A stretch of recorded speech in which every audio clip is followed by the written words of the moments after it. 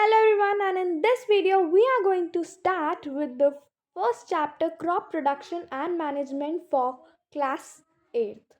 Now in this chapter we are all going to see the basic of crop production, basically how the crops are produced, and after the production how we should keep them, how we should protect them from several factors so that they do not get destroyed. So let's start. Firstly, agriculture practices. Now whenever we talk about crops, जब भी हम फसल या crops की बात करते हैं हमारे दिमाग में सबसे पहला टर्म आता है एग्रीकल्चर, खेती बाड़ी. But what is the difference between crop and agriculture? Let's understand. Crop basically a plant which are grown in a large area. Crops are those plants which are grown in a large area for food और other uses are called crops. मतलब ऐसे plants जो किसी एक large area पे एक particular piece of land पर grow किए जाएं for a purposeful reason, either for some crop, some food, some vegetable pulses, and often for fibers also, to like cotton, jute. So we are growing some plants on a piece of land purposely, that is called crops. And the science, art of cultivation, practices, livestock which are included in agriculture is what agriculture is. And इसी crop production को के कुछ methods, factors और उसके science को study करना हम agriculture बोलते हैं. So this is the basic difference between crop production, crop and agriculture.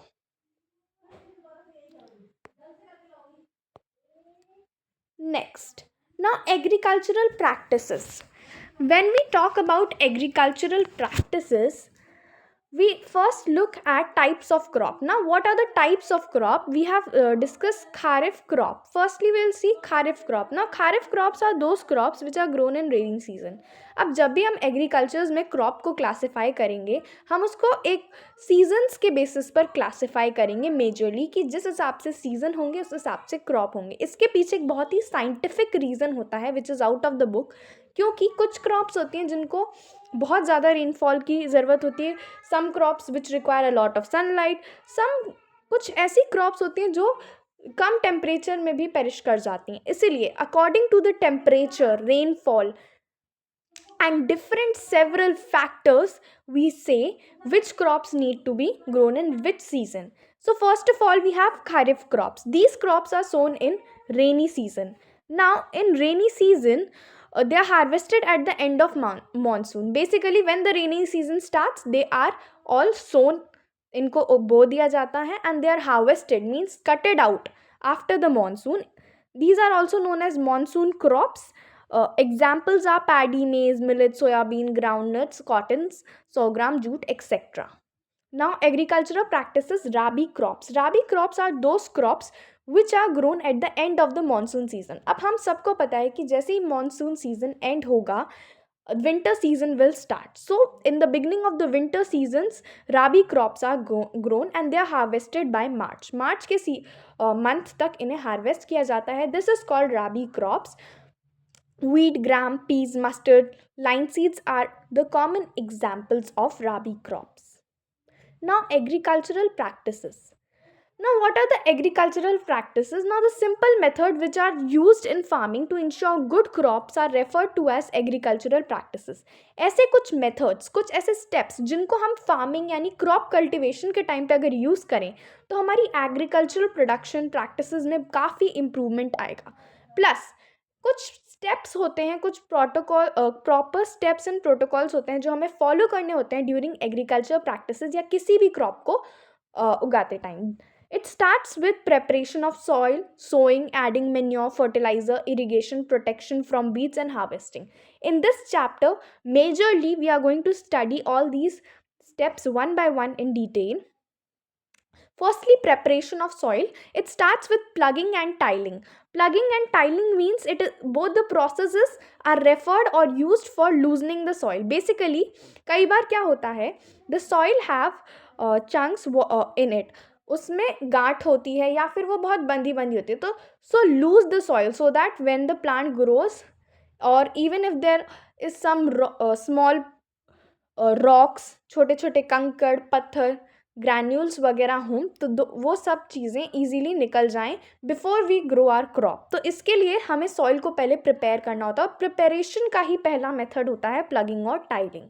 Plugging और टाइलिंग दोनों का काम होता है सॉइल को लूज करने का, और इसके लिए जो भी हम इम्प्लीमेंट्स का यूज़ करते हैं वो है प्लग, हो एंड कल्टिवेटर। इस चैप्टर में हमें सिर्फ डिफरेंट स्टेप्स, प्रोसेसेस और उनके लिए यूज़ होने वाले टूल्स को पढ़ना है। So this is how a plug look like. It has a grip, handle, beam, wedge, share and body. Now this is a hoe. It is a very both the implements are used manually. इन्हें हम manual तरीके से use करते हैं. Now this is a cultivator. It is a machinery based object, इसलिए हम इसे machinery के यूज से, basically this type of structure is attached towards tractor and that's how this work. Now coming on to sowing. Sowing means एक ऐसा process जिसके अंदर हम सीड्स को सो करते हैं. अब सीड सो करना सुनने में तो काफ़ी आसान है, but there are few things and measures which we have to remember while sowing seeds. सबसे पहली बात, गुड क्वालिटी सीड्स लेना. अच्छे क्वालिटी के सीड्स लेना इज़ वेरी इंपॉर्टेंट. अगर हम एक अच्छे क्वालिटी के सीड्स लेंगे, that would only help us for a good growth. उसके बाद में अगर हम बात करें टूल्स, अब अच्छे क्वालिटी के सीड्स तो ले लिए, बट अगर हम बोलें टूल्स के बारे में, देन टूल्स में हम सोइंग के टाइम पे बहुत सारे टाइप्स के टूल्स का यूज़ करते हैं. फॉर एग्जाम्पल इफ़ आई से ट्रेडिशनल टूल्स, सीड ड्रिल, इस टाइप के कुछ टूल्स होते हैं जिनका हम यूज़ करते हैं. सोइंग के ट्रेडिशनल टूल्स हैं हमारे पास में. Next we have sowing seed drills. Now these are the machinery based seed drills. So we can see कि कैसे मैनुअल से मशीनरी पर हमने एक शिफ्ट लिया है, and improvement is also being done in this sector also. Now coming sowing. अब there is an activity which is often done कि कोई सीड हेल्दी है या नहीं, इसका पता हमें कैसे चलेगा. So there is a very common practice which we can do and even check out. Take any of the grain, you can take a pulse और एनी काइंड ऑफ चना और something like that, and put it inside the water vessel. एक vessel हो और उसके अंदर पानी हो. When you put these grains inside that, if the grain or the seed is of good quality, it will shrink inside the water. वो पानी के अंदर डूब जाएगा because it is heavy from inside. अगर वो जो सीड है उसकी क्वालिटी अच्छी नहीं है, it will float on the water. वो पानी पर तैरेगा because it is hollow. अंदर से वो खोखला होता है. So this activity is an illustration that shows कि good quality seeds को हम ऐसे भी पहचान सकते हैं. See from the picture, the bad or the empty seeds that are on the top, while the good quality seeds are at the bottom inside the water. Now coming on to adding manure and fertilizer. अब हमने soil prepare कर लिया, seeds भी sow कर लिए. क्या इतना ही sufficient है? जैसे हमारी body को सिर्फ food लेना is not what it is. उससे न्यूट्रिएंट मिलना भी बहुत ज़रूरी होता है हमारी बॉडी के लिए फंक्शन करने के लिए, और बहुत सारी एसेंशियल चीज़ों के साथ न्यूट्रिएंट भी उतने ही एसेंशियल होते हैं. सिमिलरली एक क्रॉप को ग्रो करने के लिए न्यूट्रिएंट्स का होना बहुत ज़रूरी है. अब भले ही वो सॉइल में प्रेजेंट हो, चाहे वो हमें आर्टिफिशियली डालने हो, but there should be some manure. बस इसी के लिए हम न्यूट्रिएंट्स ऐड करने के लिए सॉइल में दो चीज़ों का यूज़ करते हैं, that is manure and fertilizer. Manure और फर्टिलाइज़र का सबसे मेजर डिफरेंस ये होता है, manure are chemical free, they are natural. Just हम नेचुरल चीज़ों को ही सॉइल के अंदर डंप करके कई बार मैन्योर बनाते हैं. वहीं fertiliser is something which is made in factories. It is chemical based and it is more centralised in chemical, जिसको हम also fertilizers are rich in nutrients or elements like phosphorus, nitrogen. Basically fertilizers are something which are very nutrient specific. Now substance added as a nutrient to the soil for healthy growth of the plant are called manure fertilizer. ऐसे substances जिसको हम soil में add करते हैं plant या manure की growth के लिए, उसे हम मेन्योर ऑफ फर्टिलाइजर बोलते हैं। उसके बाद में continuous growing crop in the field. अब इससे क्या होता है कि जो सॉइल है उसके अंदर कभी भी न्यूट्रिएंट्स की कमी ना हो, हम इसीलिए इसको डालते हैं। एंड न्यूट्रिएंट्स की जो नीड होती है समय समय पर, उसको भी फुलफिल किया जाए, क्योंकि सिर्फ एक बार डाल देने से या फिर स्टार्टिंग में सिर्फ न्यूट्रिएंट्स को प्रोवाइड करने से, मेन्योर फर्टिलाइजर्स को वन टाइम उसके अंदर डालने से उसमें फ़ायदा नहीं होगा। It should be given timely according to the need. Now so this is what it is. Now coming on to the natural processes of adding manure and fertiliser. वैसे तो हम आर्टिफिशियली इन्हें ईजिली डाल सकते हैं, मार्केट्स में भी available होते हैं in form of urea and many other things, but कुछ नेचुरल मेथड्स होते हैं जैसे कि field fallow, mix cropping and crop rotation. अब देखो, मिक्स क्रॉपिंग और crop rotations basically type of cropping patterns होते हैं। अगर हम इनके पैटर्न के हिसाब से अगर हम क्रॉपिंग करेंगे, that would basically make the growth of the crop more effective. इससे हमारी जो ग्रोथ होगी क्रॉप की, वो ज़्यादा अच्छी होगी। Now coming on to adding of manure and fertilizers, थोड़ा सा मैन्योर एंड फर्टिलाइजर्स के बारे में जानते हैं। एक मैन्योर एक ऑर्गेनिक सब्सटेंस होता है, basically organic which is chemical free, which is made by decomposition of cow dung, human waste and plant residue.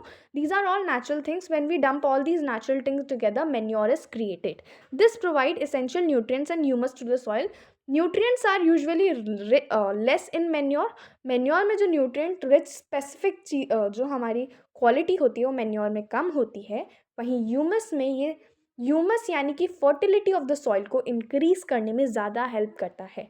Plus जो सैंडी सॉइल होती है, अगर उसमें मैन्योर को ऐड किया जाए तो उससे उसकी वाटर होल्डिंग कैपेसिटी भी बढ़ती है।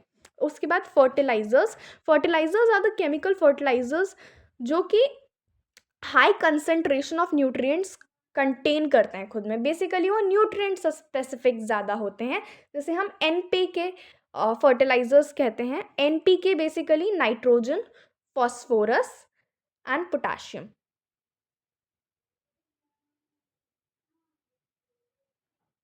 बेसिकली ये थोड़ा न्यूट्रिएंट रिच ज़्यादा रहते हैं। Organic compound containing necessary plant nutrients, nitrogen, phosphorus and potassium. Next is difference between manure and fertilizers. Now this is a very important table. It is often asked in examination to draw a differentiation table between manure and fertilizers. Let's remember all the 7 points in brief. Firstly, manure is a natural substance. It is obtained by the decomposition. सिर्फ dump कर देते हैं हम अपनी natural अराउंडिंग के residues और waste को, and हमें मैन्योर मिल जाता है। It is a very natural organic substance, chemical free. वहीं फर्टिलाइजर एक ह्यूमन मेड सब्सटेंस होता है जिसके अंदर इनऑर्गेनिक सॉल्ट्स और ऑर्गेनिक कंपोजिशंस होते हैं, यानी कि it is something which is composed of chemical. इसे हम फैक्ट्रीज में बनाते हैं। उसके बाद में manure contain small amount of essential plant nutrient, जो कि मैंने बताया एनपीके न्यूट्रिएंट्स होते हैं हमारे, नाइट्रोजन, फॉस्फोरस और पोटाशियम, जो कि प्लांट्स को मेजरली रिक्वायर्ड होते हैं। वो जो हमारे मैन्योर में होते हैं वो थोड़े कम प्रेजेंट होते हैं। वहीं फर्टिलाइजर्स में वो काफ़ी रिच क्वांटिटी में प्रेजेंट होते हैं। क्यों? क्योंकि हम उन्हें फैक्ट्रीज में बना रहे हैं। उसके बाद में मैन्योर जो होता है हमारा, वो एक बहुत ही अच्छे अमाउंट में organic matter in form of humus in the soil को ऐड करता है। मतलब कि वो एक अच्छे अमाउंट में क्या ऐड कर रहा है, ऑर्गेनिक मैटर को ऐड कर रहा है, ह्यूमस को ऐड कर रहा है सॉइल में, फर्टिलिटी को इंक्रीज कर रहा है।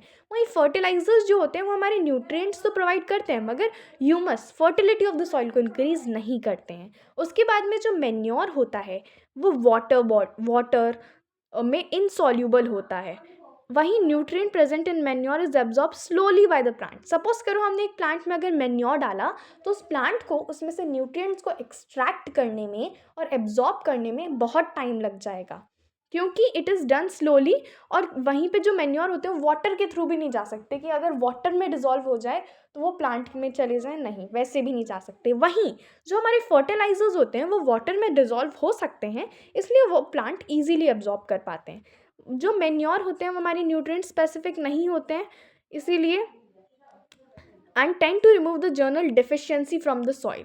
एंड ये जनरली जो डिफिशियंसी होती है सॉइल की वो रिमूव नहीं कर पाते, कि हमारा अगर क्रॉप नाइट्रोजन फॉस्फोरस पोटेशियम इनकी ग्रोथ, इनकी जो डिफिशियंसी है इसकी वजह से ग्रोथ नहीं हो रही, तो उसको वो कोप अप नहीं कर पाएंगे। वहीं if we talk about fertilizers, ये काफ़ी न्यूट्रिएंट स्पेसिफिक होते हैं, इसलिए ये न्यूट्रिएंट क्रॉप को उसकी रिक्वायरमेंट के अकॉर्डिंग न्यूट्रिएंट्स प्रोवाइड कर देते हैं। A manure is a voluminous and bulky. It is inconvenient to store, transport, handle and apply to the crop. वहीं जो मैन्योर होता है, क्योंकि एक तरह का डम्प्ड वेस्ट होता है, तो सबसे पहली बात बहुत ज़्यादा बल्की होता है, बहुत ज़्यादा वॉल्यूम यानी बहुत ज़्यादा क्वांटिटी में होता है, इसको स्टोर करना बहुत मुश्किल होता है, क्योंकि इसमें कई बार हम देखते हैं कि अगर हम वर्मी कंपोस्ट की बात करें, उसके अंदर कई बार हमें माइक्रोब ऑर्गेनिजम्स और डिफरेंट टाइप्स ऑफ वॉर्म्स देखने को मिलते हैं, which is very inconvenient to store, transport, handle. While if we talk about fertilizers, they are very compact, concentrated, plus वो chemical होते तो उनमें कोई माइक्रो ऑर्गेनिजम्स या फिर if we talk about worms इस टाइप की चीज़ें नहीं होती हैं, which is easy to store and transport. वहीं मेन्योर जो होते हैं वो काफ़ी चीप होते हैं, मतलब उसे आप घर पे भी बना सकते हैं, it is very cost effective. While fertilizers जो होते हैं वो बहुत कॉस्टली होते हैं, जिसका एक ड्रॉबैक ये भी निकलता है कि if you are not a high cost, if you are not doing a high cost farming, then fertilizers would not be there present. Plus इसके अलावा एक डिसएडवांटेज जो हम फर्टिलाइजर्स का देखते हैं, it is very harmful for our nature, because जो fertilizers होते हैं वो केमिकली कॉन्सेंट्रेटेड होते हैं, इसलिए वो वाटर बॉडीज़ में डिजॉल्व हो जाते हैं, that creates a lot of pollution in the water bodies as well as it does a lot of soil produce pollution. Now coming on to the next topic, irrigation. Irrigation की अगर हम बात करें, irrigation basically एक process होता है water supply करने का। अब इरिगेशन, वाटर सप्लाई, इसमें क्या है ऐसा? सो वाटर सप्लाई करने के लिए हम कई तरीके की ट्रिक्स यूज़ करते हैं, बिकॉज वाटर सप्लाई ऐसा नहीं है हमें एक पॉट में करना हो या एक स्मॉल पीस ऑफ लैंड पे करना हो, हमें काफ़ी एग्रीकल्चर या क्रॉपिंग के टाइम पे हमें बहुत लार्ज स्केल ऑफ लैंड पर इरिगेशन या वाटर सप्लाई करना पड़ता है, जिसके लिए हम canal, well, reservoirs to tubewell, other artificial methods का यूज़ करते हैं। तो इरिगेशन के लिए हम मेजरली दो तरीके के मेथड्स पढ़ेंगे, ट्रेडिशनल और modern. Let's see, irrigation basically supply of water, as I told you. ये हम अब वाटर जो है ऐसा थोड़ी है कि प्रोड्यूस हो रहा है, वो भी तो किसी सोर्स से आएगा। तो वाटर की सोर्सेज हम देखेंगे, well, pond, lakes, dams, canals. वहीं ट्रेडिशनल मेथड्स हमारे होते हैं मॉट, चेन पंप, ढकली, राहत। मॉडर्न मेथड जैसे कि sprinkler methods and drip irrigation, इसमें ज़्यादा इंपॉर्टेंट कंपेरेटिवली मॉडर्न मेथड्स होते हैं। Coming on to the traditional method, अगर हम पिक्चर वाइज भी देखें, डेकली, चेन पंप, मोट is basically a pulley system and राहत इज़ अ लिवर सिस्टम। वहीं अगर हम मॉडर्न मेथड्स की बात करें, जो कि कंपैरेटिवली पढ़ना ज़्यादा इंपॉर्टेंट है क्योंकि वो एग्जाम्स में पूछे जाते हैं, sprinkler irrigation is a method of applying water which is similar to natural rainfall. मतलब सबसे ज़्यादा इफ़ यू थिंक कि कौन सा सोर्स होगा जो क्रॉप्स या फिर हमारे एग्रीकल्चर में वैल्यूएबल होगा, सबसे वैल्यूएबल वाटर सोर्स, तो वो है हमारा रेनफॉल। जो रेनफॉल होता है ना वो बेस्ट होता है, क्योंकि वो हर तरफ से it is sprinkling water all over the crops and it always perishes the crop so much, उससे क्रॉप एकदम खिलखिला उठती है, वो वाला। सो इसीलिए मॉडर्न मेथड्स के लिए हमने एक उसी का आर्टिफिशियल सिस्टम निकाला, दैट इज स्प्रिंकलर इरिगेशन। इसमें बेसिकली छोटे छोटे पंप्स होते हैं जो ग्राउंड में रखे जाते हैं and that sprinkle water all over. You can also consider it as a sprinkler या फाउंटेन जो हमने देखा है, बस कुछ वैसा ही।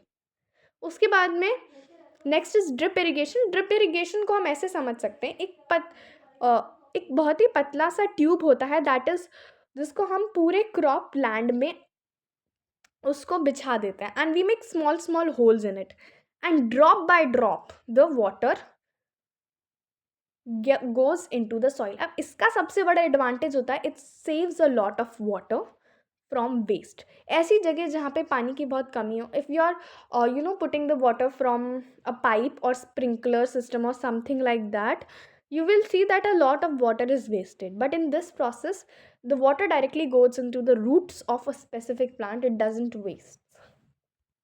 Next is drawbacks of over irrigation. अगर हम कभी ज़्यादा वाटर या इरिगेशन दे दें हमारी क्रॉप्स को, तो उससे क्या ड्रॉबैक निकलता है?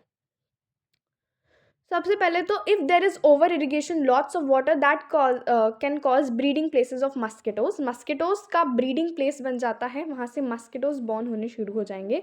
Ground water table is increase by impure water. बहुत सारा गंदा पानी जो होगा वो ग्राउंड वाटर टेबल में भरना शुरू हो जाएगा।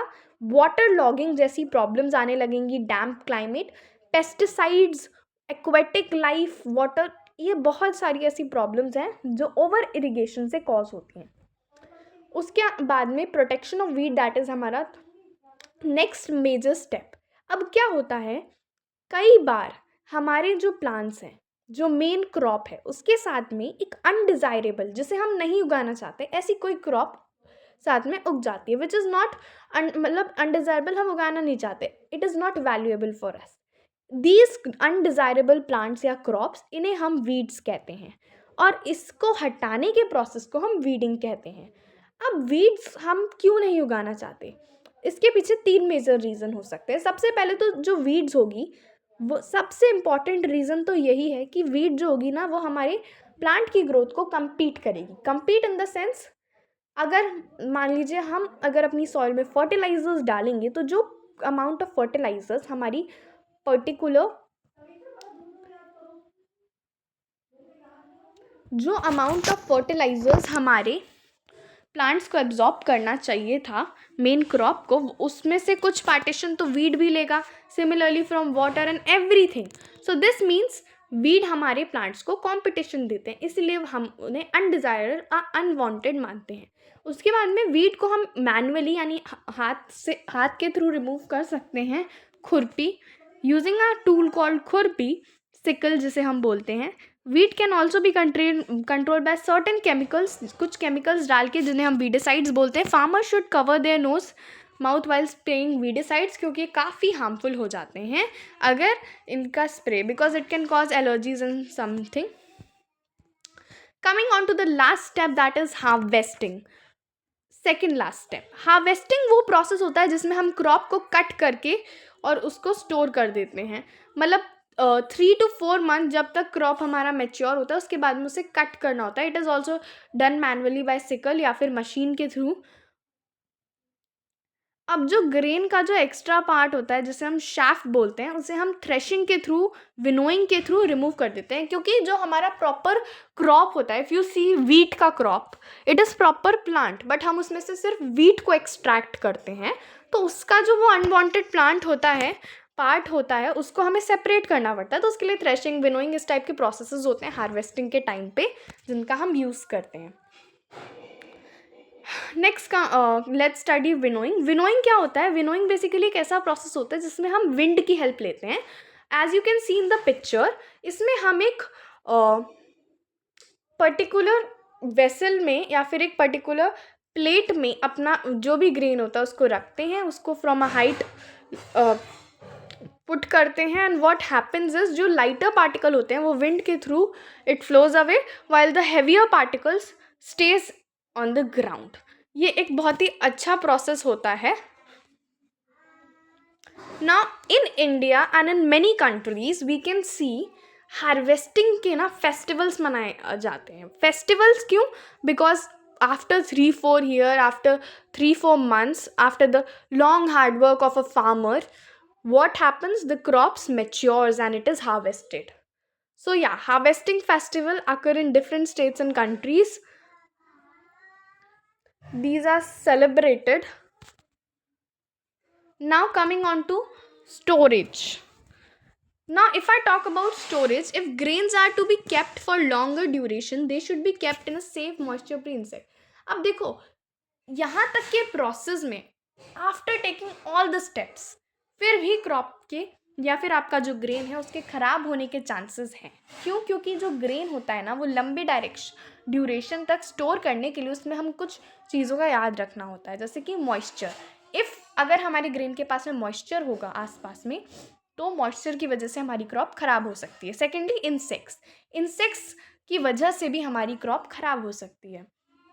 Insects can definitely, rats, rodents, microorganisms, these all can destroy our crop even after harvesting. तो हमें इसमें कुछ measures लेने होते हैं जो लार्ज स्केल पे हम अगर अपने ग्रेन्स को स्टोर करते हैं तो वो हम ग्रैनीज या सिलॉइज में करते हैं. These are silos, these are large containers where the grains are stored, and these are the grannies. Grannies are large room. Now coming on to the next step, that is next part of the chapter, that is animal husbandry. What is animal husbandry? Animal husbandry वो part होता है. Animal husbandry is also a part of agriculture only, but it is that part जिसमें हम proper animals को proper food, shelter और care provide करते हैं और उनको प्रॉपर उनको पालते हैं. That is animal husbandry. Now coming on to fish production. अब एनिमल हस्बेंड्री का ही एक पार्ट होता है फिश प्रोडक्शन. फिश प्रोडक्शन या पिसी कल्चर जिसे हम बोलते हैं, उसमें हम एक्वाटिक लाइफ का कल्चर करते हैं, मेजरली फिशेस का. Fish farming involve raising fish commercially in tank enclose. तो फिश फार्मिंग हम कहीं भी कर सकते हैं. अगर आपके आसपास पॉन्ड है या फिर at your in a small tank in a enclose thing, this is where we do fish production. Worldwide, the most important fish species used in fish farming are carp, salmon, tilapia, and catfish. These are some important names of fishes which are produced worldwide.